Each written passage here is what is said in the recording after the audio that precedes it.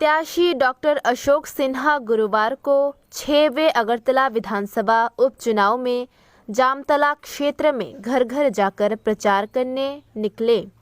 इस मौके पर शिक्षा मंत्री रतनलाल नाथ समेत अन्य कार्यकर्ता मौजूद रहे।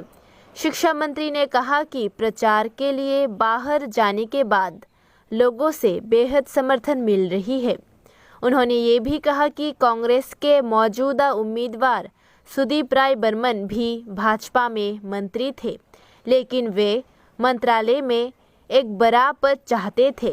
ये आखिर कैसे संभव हो सकता है?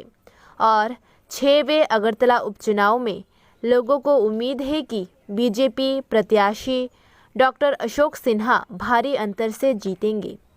আমরা আমাদের বিজেপি প্রার্থী ডাক্তার অশোক সিনহার পক্ষে আমরা ঘরে ঘরে যাচ্ছি জনসংযোগ করার জন্য। কারণ প্রার্থী এই অল্প সময়ের মধ্যে সব বাড়িতে যাওয়া মোটেই সম্ভব নয়। সেজন্য আমরা ওনার প্রতিনিধি হিসাবে বিজেপি দলের পক্ষ থেকে প্রত্যেকের বাড়ি বাড়ি যাচ্ছি এবং ওনার পক্ষ থেকে আশীর্বাদ সহযোগিতা চাইছি। আমরা যেখানে গেছি, কালকে আমি একটা খুব গরিব এলাকা হরিজন কলোনি, জ্যোতির্ময় কলোনি এবং লেনিন কলোনি বলে জায়গায় গেছিলাম।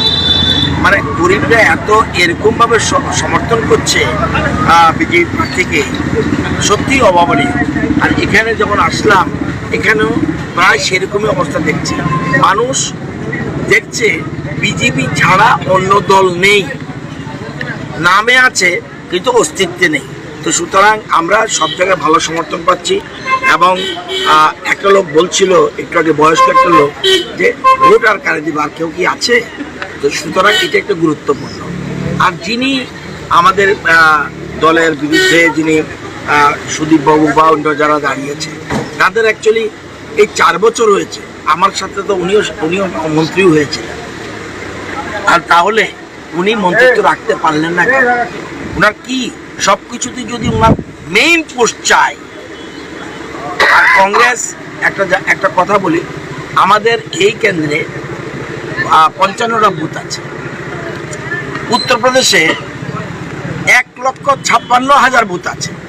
উত্তরপ্রদেশে কংগ্রেস 1,56,000 বুথে তাদের জামানত নেই। This is the position. কারণ সারা ভারতে কিচ্ছু নেই। বিজেপির বিকল্প এখনো কোনো দল উঠে আসতে পারেনি। আপনারা দেখুন, এই যে 4 বছরে